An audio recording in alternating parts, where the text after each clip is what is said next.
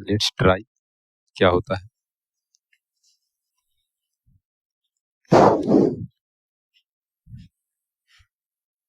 तो ये बेसिक वाला है। 2 पेपर होते हैं ना 10th क्लास में। नहीं, कोई दिक्कत नहीं, इस चर्चा चल रही चला नहीं।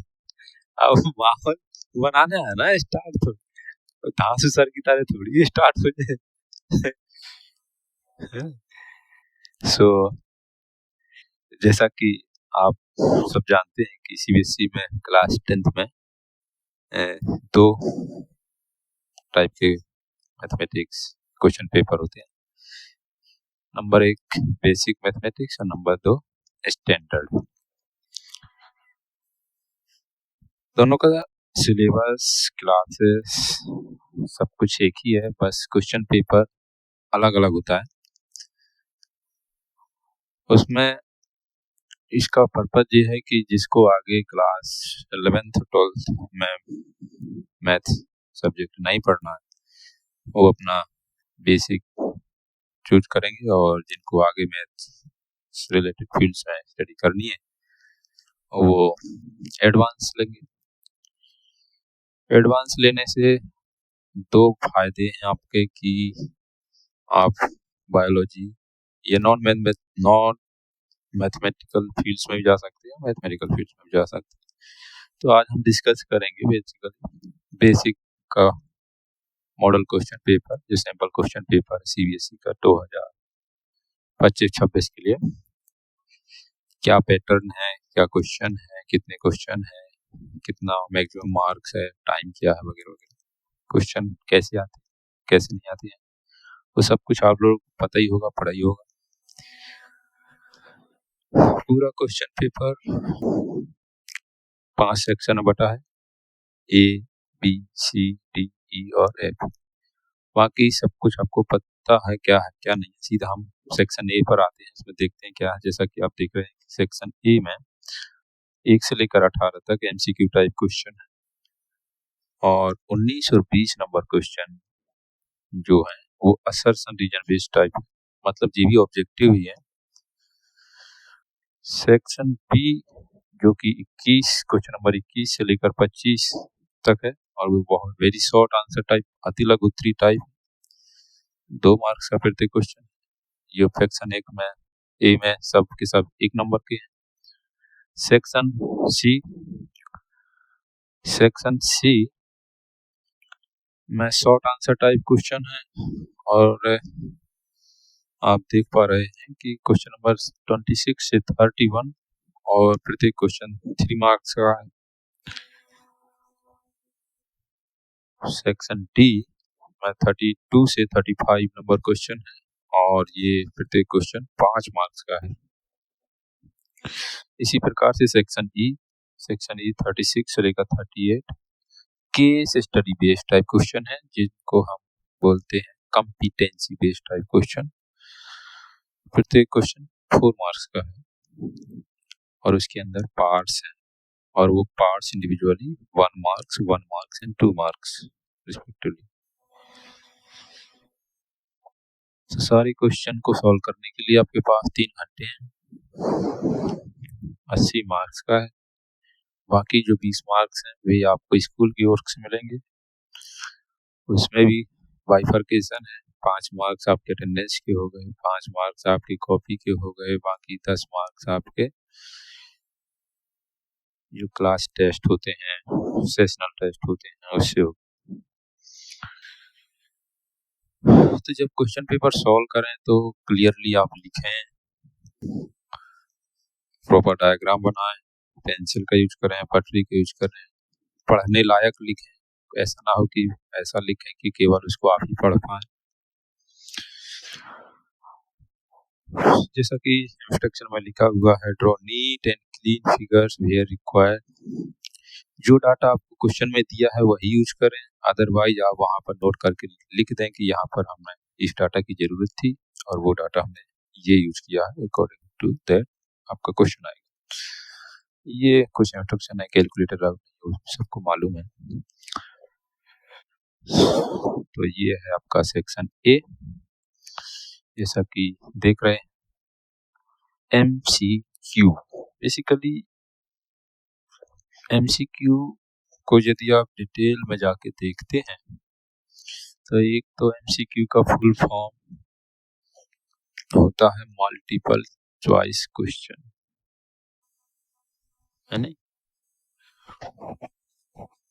और डिटेल में जाएंगे तो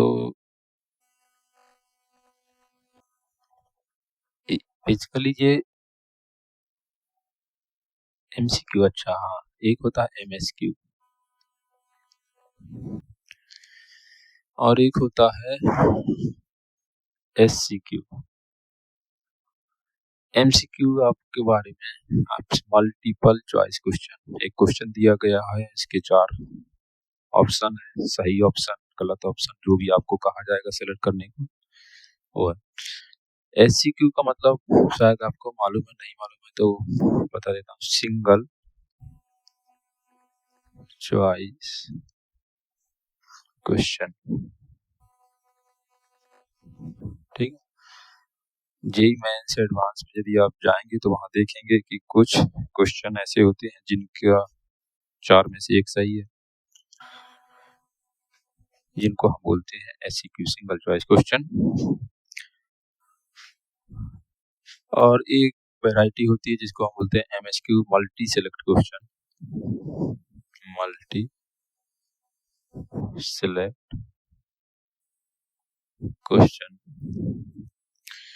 और MCQ का मल्टीपल चॉइस क्वेश्चन। तो यहाँ पर बोर्ड में, खासकर बोर्ड एग्जाम में, CBSE बोर्ड या UP बोर्ड या कोई भी कन्वेंशनल एग्जाम है, उसमें MCQ का मतलब SCQ से ही है, दोनों चीजें सेम है। लेकिन जैसे आप कंपटीशन एग्जाम की ओर मूव करते हैं तो वहां पर आपको दोनों में अंतर है। मल्टी सेलेक्ट में एक क्वेश्चन देखने में ऐसे ही होगा, लेकिन एक आंसर भी हो सकता है, 2 भी हो सकते हैं, 3 भी हो सकते हैं, 4 भी हो सकते हैं। मेरा अपना मानना ऐसा है कि एक भी नहीं हो सकता। तो एक सिंगल चॉइस क्वेश्चन और एक मल्टी सेलेक्ट क्वेश्चन कुछ इस तरीके से है कि एक क्वेश्चन के 4 ऑप्शन है, उनमें से एक सही है। MCQ में भी यदि एक क्वेश्चन है, वो लिखा हुआ है, उसके 4 ऑप्शन देखने में है, लेकिन बेसिकली वो 16 ऑप्शन के बराबर होता है। तो इन दोनों ही केस में आपका आंसर करेक्ट होने की प्रोबेबिलिटी 25% होती है, 1/4। लेकिन इस केस में आपका प्रोबेबिलिटी हो जाती है 1/16। तो ये मैंने अभी जनरल चर्चा की है कि आखिरकार इनमें क्या रिलेशन है, क्या मतलब है, क्या नहीं। अब हम उसको, चर्चा को वहीं छोड़ते हैं और आगे बढ़ते हैं। ये तो मिट भी नहीं रहा मुझसे, मिट गया।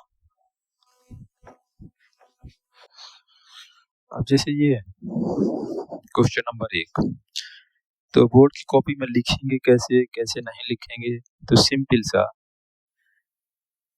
आपको अपनी कॉपी के बीचों बीच में लिखना है। मान लीजिए जी आपका पेपर है, यहाँ से लेकर यहाँ तक, तो सेक्शन ए हेडिंग डाल दी, क्वेश्चन नंबर 1, उसका आंसर।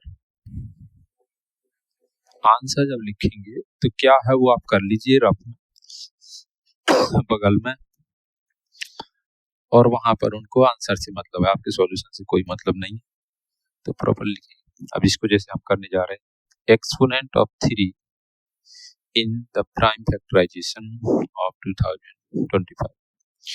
तो प्राइम फैक्टराइजेशन आपने पढ़ा है, ये तो छोटी क्लास का है, और वैसे भी fundamental of mathematics, fundamental theorem है जो अंक गणित की या अरिथमेटिक्स की, वो कहती है कि किसी भी नंबर को उसके प्राइम फैक्टराइजेशन, प्राइम फैक्टर के प्रोडक्ट के रूप में लिखा जा सकता है।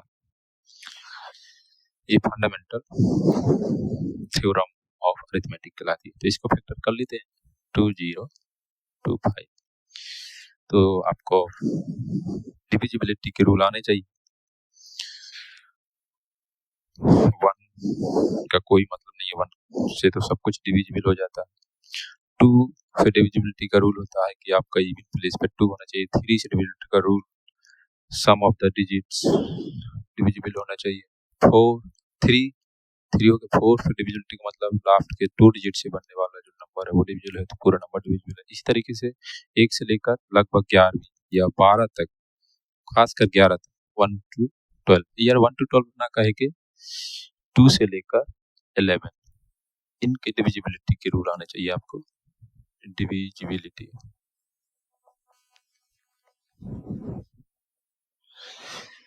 तो यहाँ पर आप इसको, क्योंकि इनका यहाँ पर यूज होगा इस क्वेश्चन को करने के लिए। कैसे आप देख रहे हैं, इसमें हम 5 का डिवाइड कर सकते हैं। 5 हो गए 20, भाग जाएंगे बिंदु 55 25, फिर 5 का भाग कर देंगे, 5 अट्ठे 40, 5 एकम 5। अब इसमें आप 1 का डिवाइड का कोई मतलब नहीं है, 2 का जाएगा नहीं। 3 का जाने के लिए देखिए 8 + 1 9, 9 में 3 का चला जाता तो इस नंबर में भी चला जाएगा। 3 का भाग करेंगे कितना आएगा, 3 दूनी 6, 30 आते 21, फिर से आपको दिखाई देगा 23, 3 3 का 9। तो आपने देखा कि इस नंबर के फैक्टराइजेशन हमने जब किया तो हमको मिला 2025 के फैक्टर हमको मिला 5 × 5 × 3 × 3 × 3 × 3, 5 2 बार और 3 4 बार। तो इसको हम लिख सकते हैं 5/2 according to the rule of exponents, है नहीं, और इसको लिख सकते हैं 3 की पावर 3। तो ये आपका 2025 जो कि एक नंबर है उसको हम प्राइम फैक्टराइजेशन के एक्सपोनेंट्स के रूप में कुछ इस तरीके से लिख सकते हैं। अब इसमें हमसे पूछा है एक्सपोनेंट ऑफ 3 का एक्सपोनेंट क्या है, तो आपको दिखाई दे रहा 3 की पावर क्या है 3, तो इसका आंसर क्या हो जाएगा 3। तो आपको अपनी कॉपी में आंसर जो लिखना है वो कुछ इस तरीके से लिखेंगे सी। बस इस तामझाम से एग्जामिनर को कॉपी चेक करने वाले को कोई मतलब नहीं है, उसको आंसर साफ सुथरा। कुछ लोग क्या करते हैं केवल इतना लिख देंगे, कुछ लोग क्या करते हैं वो केवल 3 लिख देंगे। वो चैलेंज करते हैं कि देखते रहो अपना ऑप्शन नंबर कौन सा है। प्रॉपर तरीका क्या है लिखने का।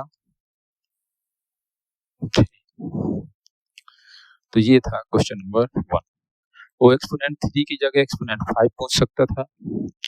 एक्सपोनेंट 5, एक्सपोनेंट ऑफ 5 कितना है, तो आप बोलेंगे 2। वो कुछ भी पूछ सकता था, exponent of 3 plus exponent of 5, exponent of 5 minus exponent of 3, कुछ भी हो सकता है, डिवीजन, मल्टीप्लाई, या उसका मन। तो आपको इस क्वेश्चन में क्या क्या आना चाहिए करने के लिए, तो फैक्टराइजेशन आना चाहिए, डिवीजन, उसके लिए डिविजिबिलिटी रूल आना चाहिए। तो इस आपका क्वेश्चन आसान समझ में आ गया होगा। अब हम बात करते हैं क्वेश्चन नंबर 2 की। क्वेश्चन नंबर 2 की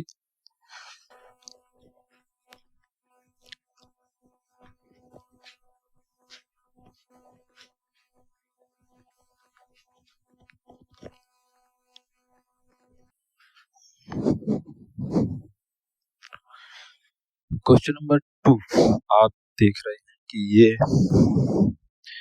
2 इक्वेशन दे रखी है, दोनों क्या है, लीनियर इक्वेशन। 2 वेरिएबल है x एंड y, दोनों की पावर कितनी 1, पावर 1 होती है तब हम बोलते हैं लीनियर, है नहीं।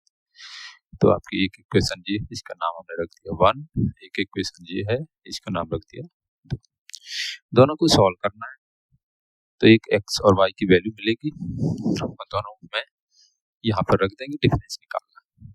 तो आपको पता है लीनियर इक्वेशन इन 2 वेरिएबल को सॉल्व करने के बहुत सारे मेथड है। Linear equation in 2 variable,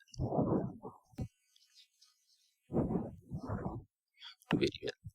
general form क्या होती है आपको मालूम ही है, A X plus B Y plus C equal to 0, where A and B can not be 0 simultaneously. C may और मे नॉट, ए और सी may be 0, B or C may be 0, C may be 0, but A and B both are not 0 simultaneously.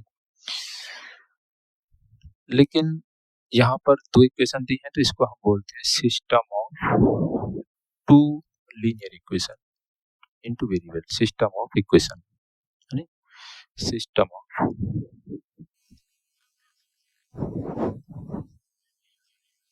Equation. अब यहाँ दो variable है तो दो equation है, तीन वेरिएबल होते तो तीन इक्वेशन होती, तीन चार वेरिएबल होते तो चार इक्वेशन होती है, तो उनको कंबाइन रूप से दोनों इक्वेशन को क्या बोलते हैं, सिस्टम ऑफ इक्वेशन।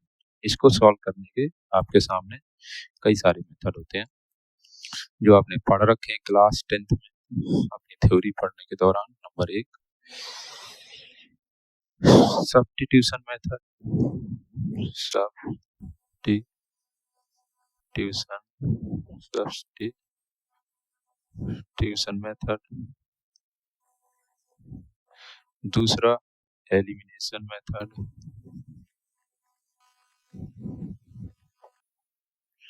तीसरा cross multiplication method, cross multiplication.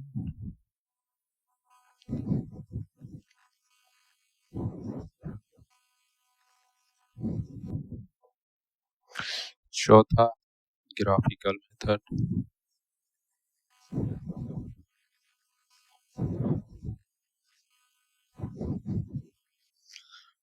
पांचवा जो होता है उसको हम ट्रायल एंड एरर मेथड बोलते हैं, जो कि कहीं चर्चा नहीं किया गया है पूरी के बुक्स में एनसीईआरटी की।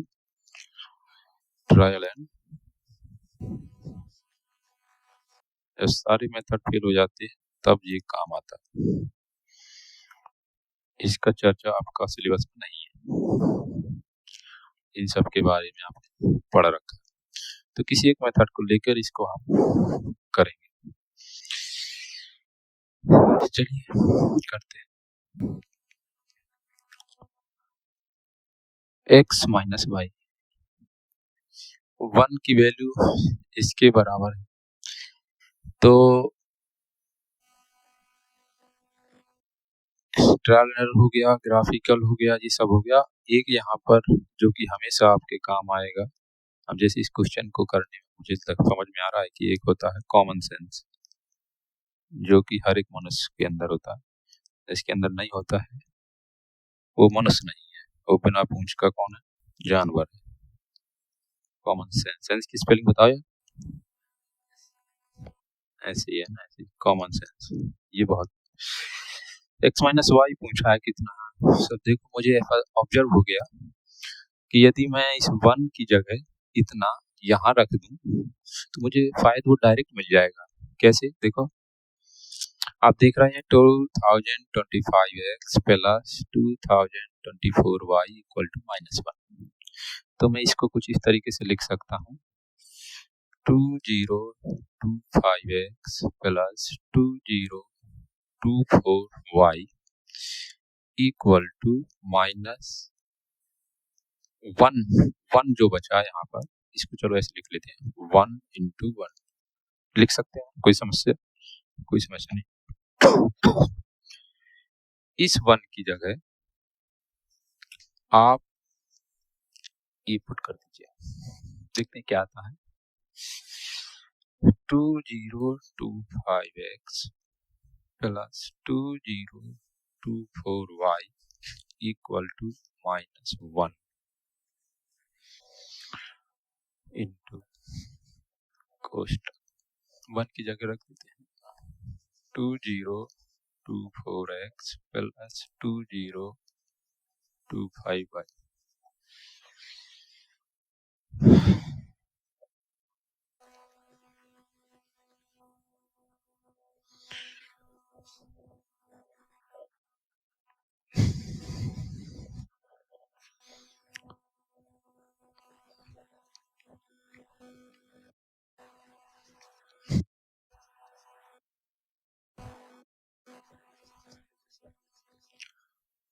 देखते हैं आता है कि नहीं answer. Equal to -2024x -2025y। अब इसको इस साइड ले आए, जब इस साइड ले आएंगे तो 2025 और ये 2024 ऐड हो जाएगा, यहाँ पर आएगा, ये भी ऐड हो जाएगा, है नहीं?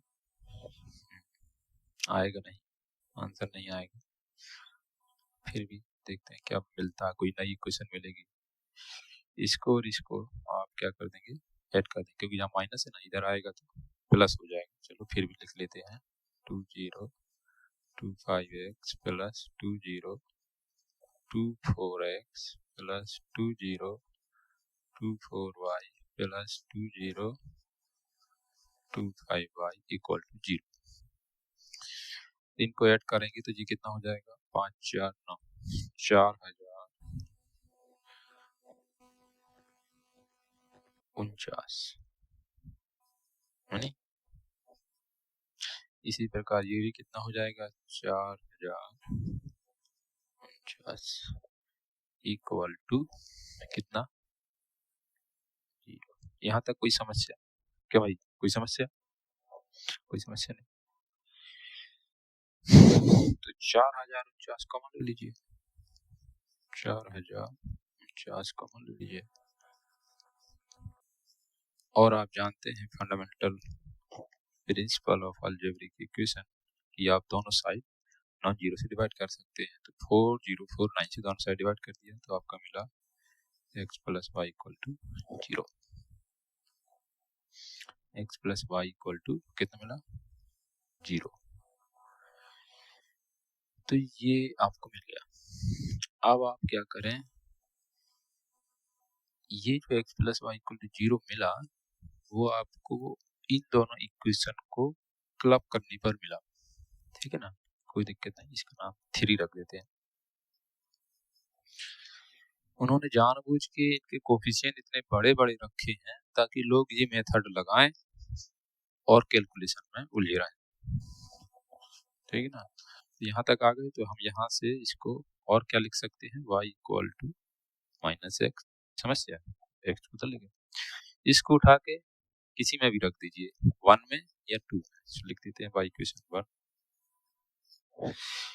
2024x प्लस 2025 y की जगह आप रख दीजिए -x इक्वल टू 1। तो यहाँ से आपको दिखेगा, क्या दिखेगा, 2024x minus 2025x equal to 1। -x बचा यहाँ पर, -x इक्वल टू 1। तो यहाँ से आपका x इक्वल टू हो गया -1।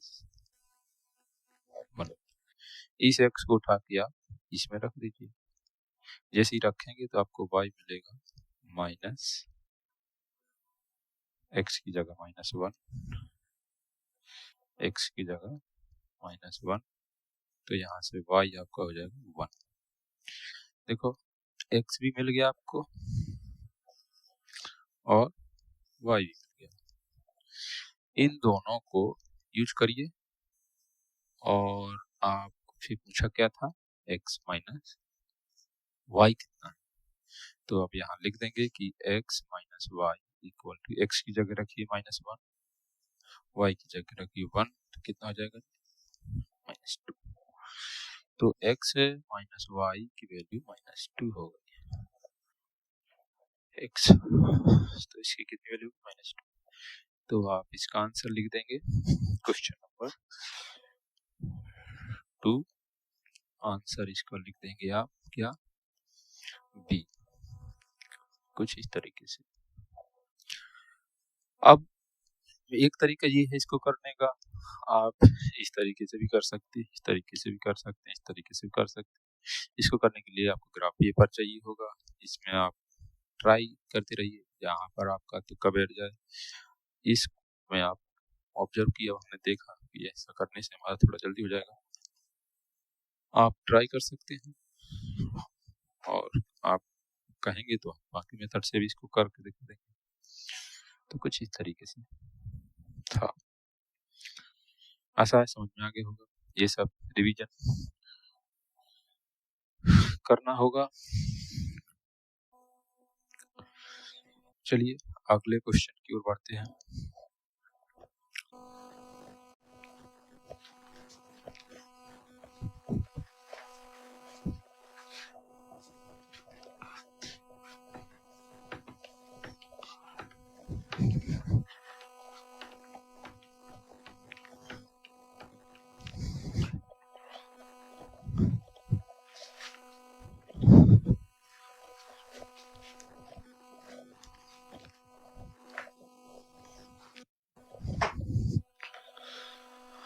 अगला क्वेश्चन है number of polynomial having -2 and 5 as its 0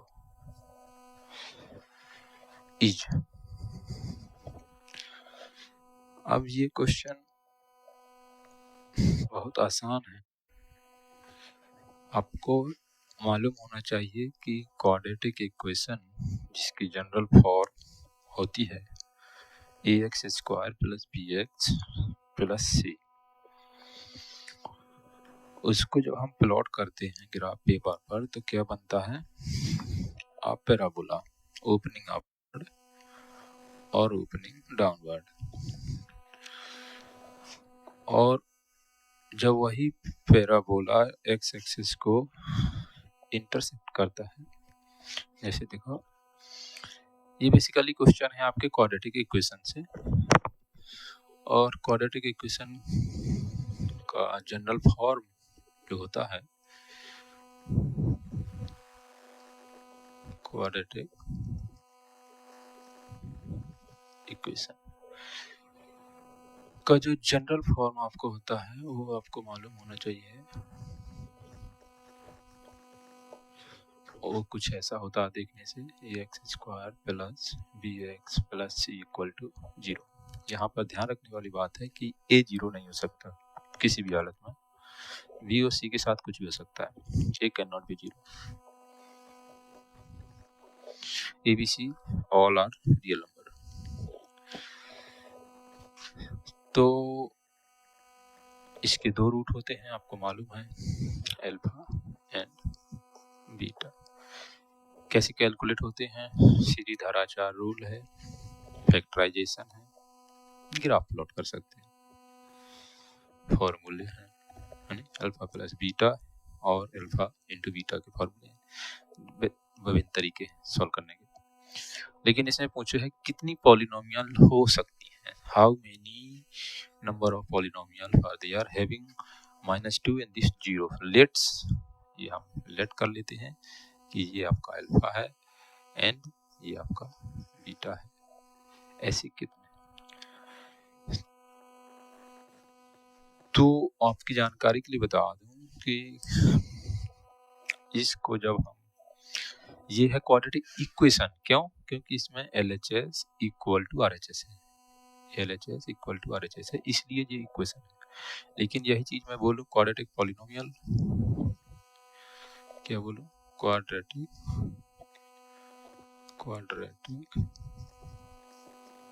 polynomial,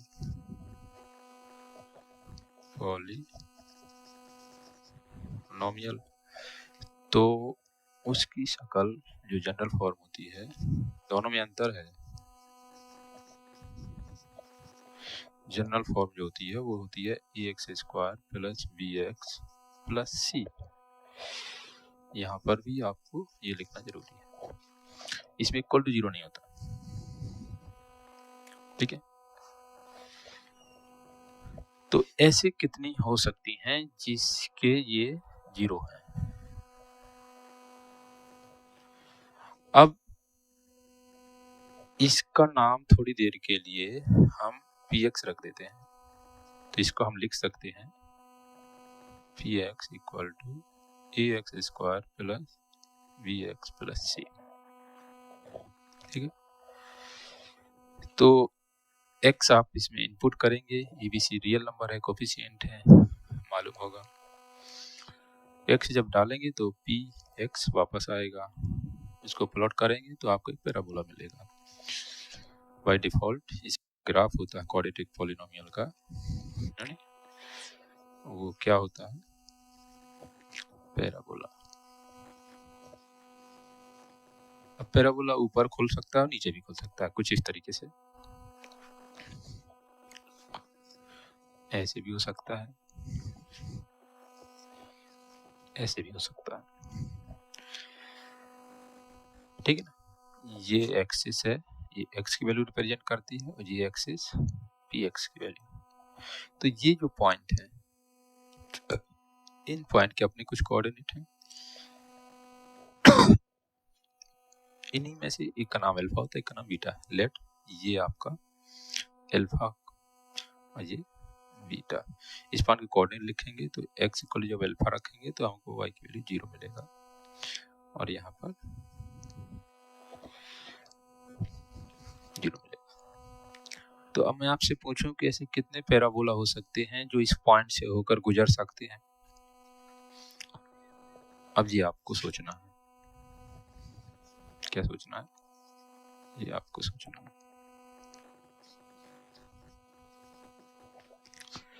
ये आपका x एक्सिस और ये y एक्सिस, जिस पर px।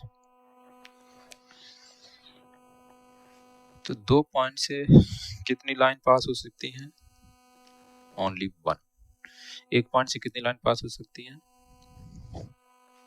इनफाइनाइट। एक पॉइंट से कितने सर्किल पास हो सकते हैं, इनफाइनाइट। दो पॉइंट से इनफाइनाइट, तीन पॉइंट से केवल एक। कुछ इसी तरीके का यहाँ एक पॉइंट से कितने पैराबोला पास हो सकते हैं, इनफाइनाइट। दो पॉइंट से कितने पास हो सकते हैं,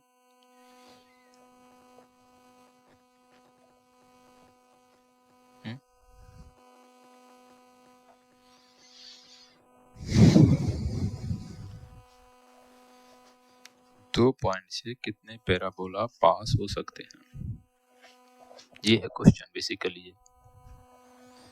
ये जानना चाहते हैं कि कितने। तो जैसा जी ऊपर को है जस्ट लाइक नीचे को भी हो सकता है, पतला मोटा भी हो सकता है। तो इसका आंसर क्या होना चाहिए, बहुत ही अच्छा क्वेश्चन है। पॉलिनोमियल भी कवर करता है, क्वाड्रेटिक इक्वेशन भी कवर करता है। क्लास 11th में एक चैप्टर है कॉनिक सेक्शन, उसमें एक सब चैप्टर है पैराबोला, उसको भी कवर कर सकता है। तो यहाँ पर यही जानने की कोशिश कर रहा है कि एक पॉइंट है, देखो अल्फा की वैल्यू रख देता हूँ मैं यहाँ पर, तो ये बन जाएगा -2,0। अब -2,0 इधर तो होगा नहीं, ओरिजिन किधर हो, और एक बन जाएगा 5,0। तो -2,0 आप खुद बताइए, ये है -2,0 और ये है 5,0। इससे इन दो पॉइंट से कितने पैराबोला पास हो सकते हैं, ये आपसे पूछा है। जितने पैराबोला उतनी पॉलिनोमियल। तो मेरे से पूछो तो देखो इस तरीके से भी हो सकता है, मोर डेप्थ लेके भी हो सकता है, ढेर सारे हो सकते हैं मेरे हिसाब से तो, और जितने ऊपर को होंगे उतने ही नीचे को होंगे। तो इसका ज्यादा सही आंसर कौन सा है,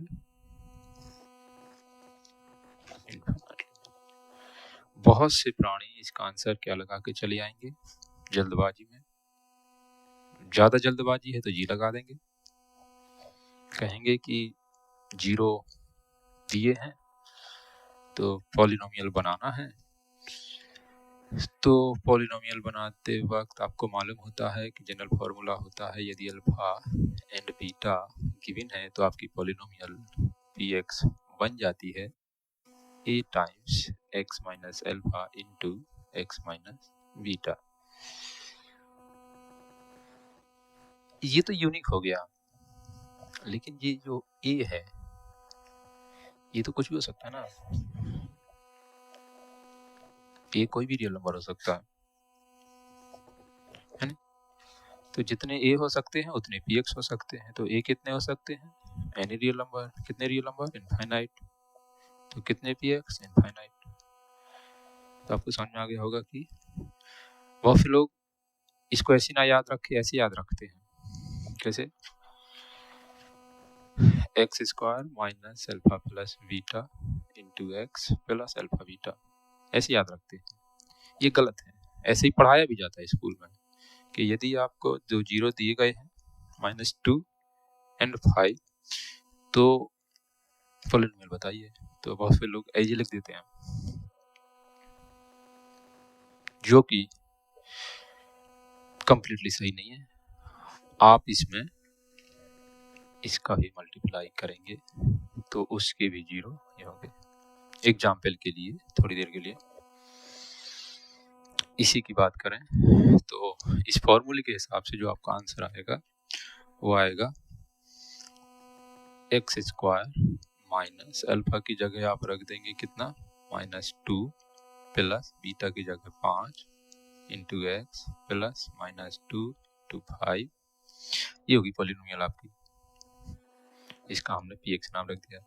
सॉल्व कर लेते हैं इसको जरा।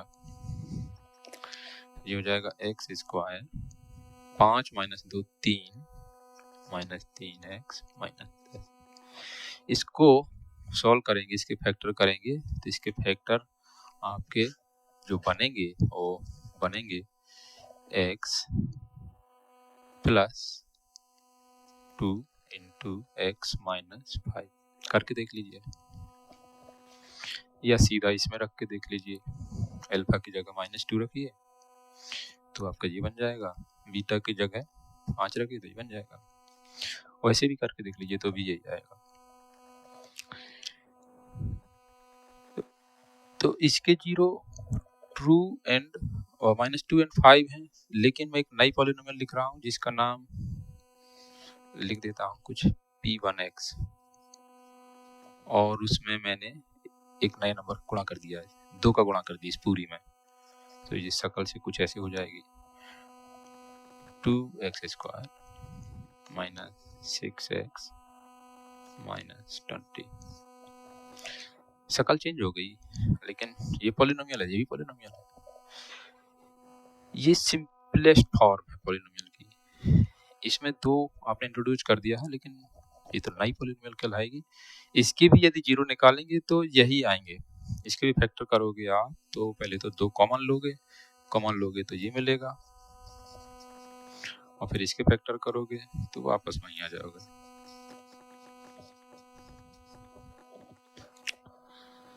तो जिस प्रकार से मैंने 2 किया मल्टीप्लाई, आप हाफ कर सकते हैं, 3 कर सकते हैं, 5 कर सकते हैं, ऐसे बहुत सारे कितने पॉलिनोमियल बन सकती हैं जिनके 0 -2 एंड 5 होंगे। समझ में आ गया होगा आपको। ये तो हो गया अलजेब्रिकली, ये है ग्राफिकली। अब मैं आपसे कहूँ इन दोनों पॉइंट से पास होने वाले कितने पैराबोला हो सकते हैं। तो देखो, मैं बनाने की कोशिश करता हूँ। मैं कुछ ऐसे भी बना सकता हूँ। कुछ आएंगे प्राणी, वो कहेंगे नहीं हमें अच्छा नहीं लग रहा, ये ऐसे बना देंगे। फिर कुछ और आएंगे, वो कहेंगे नहीं और नीचे ले जाओ, और नीचे ले जाओ। तो ऐसे तो ढेर सारे बन जाएंगे, और उत्तला वाला बना देंगे इस तरीके से। तो इन दोनों पॉइंट से पास होने वाले कितने पैराबोला हो सकते हैं इनफाइनाइट में। जितने पैराबोला उतनी पॉलिनोमियल। तो इसका आंसर क्या हो जाएगा सही, डी। समझ रहे।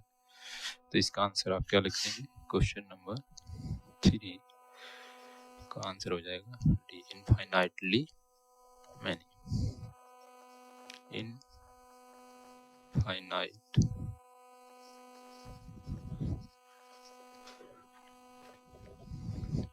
तो ये था क्वेश्चन नंबर 3।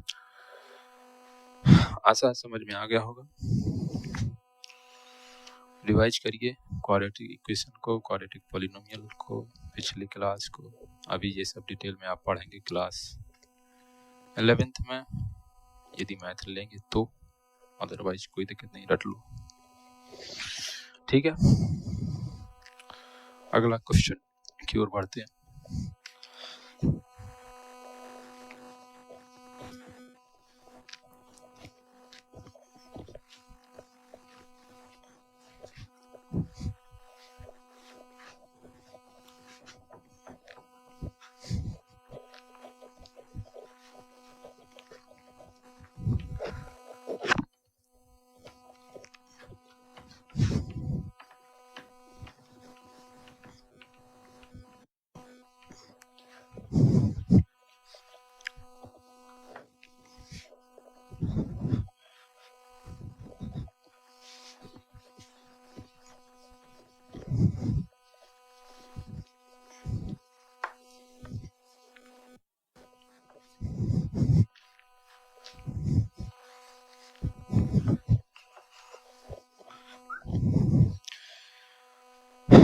बात करते हैं क्वेश्चन नंबर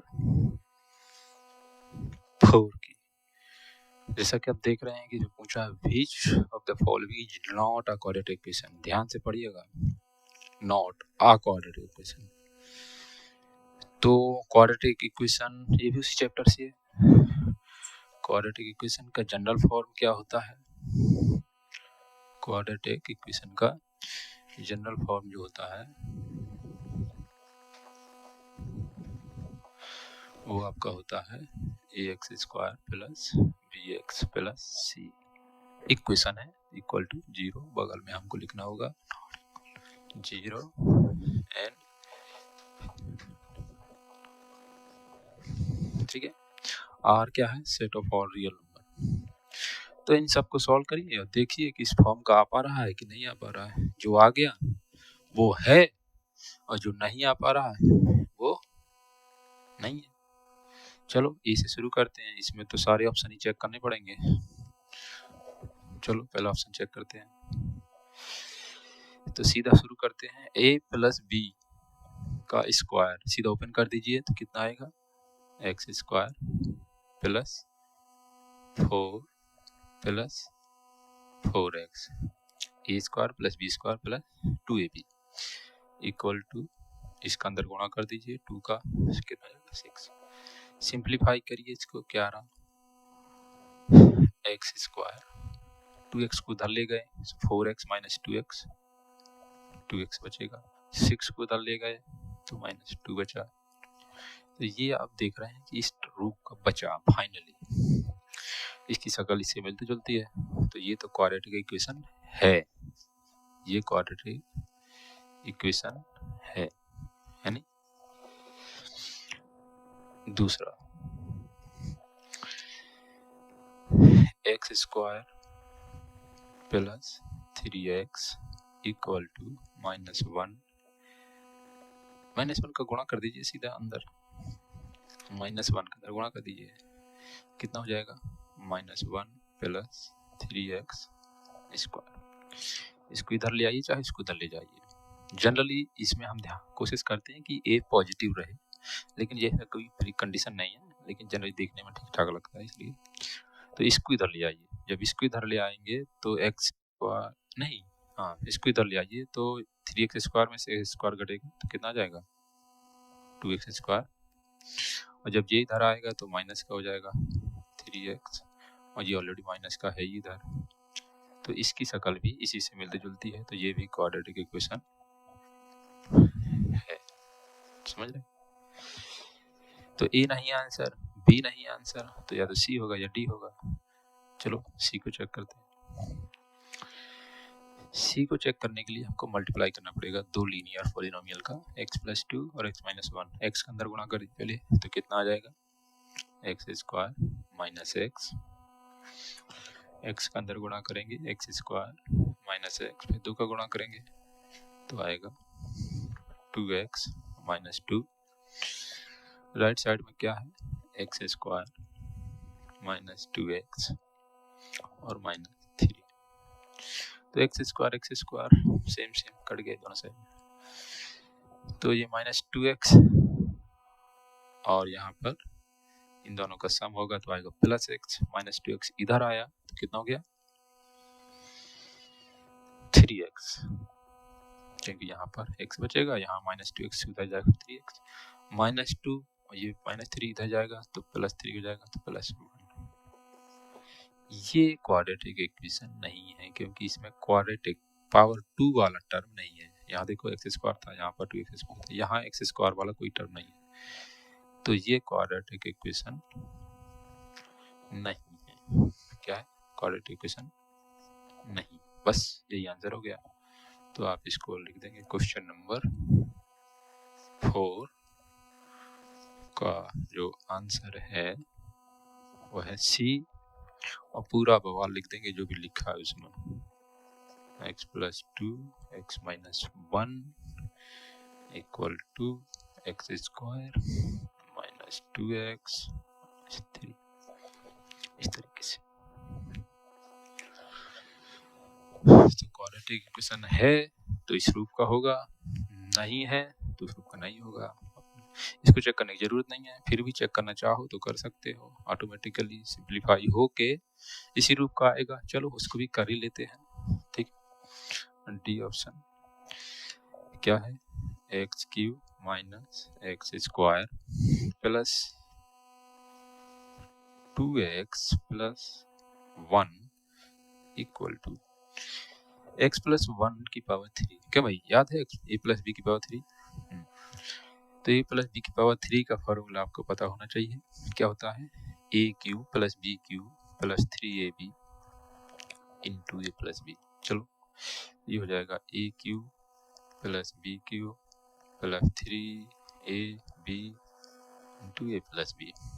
ठीक है, कौन सा फॉर्मूला लगा, a प्लस बी की पावर 3 का चार्ट में पढ़ा था ये सब। तो यहाँ पे एक्स क्यूब से एक्स क्यूब कट गया, बाकी सिंप्लीफाई करके लिख दीजिए x square plus 2x 1 equal, यहाँ पर हो गया 1 plus 3x into x plus minus x square plus 2x plus 1, तो 1 plus 3x square plus 3x, x square को उधर ले जाइए तो ये हो जाएगा 4x स्क्वायर 3x और 3x स्क्वायर और x स्क्वायर, 2x उधर जाएगा तो 3x में से घट जाएगा तो बचेगा x, 1 से 1 कैंसिल हो गया, कुछ नहीं बचा।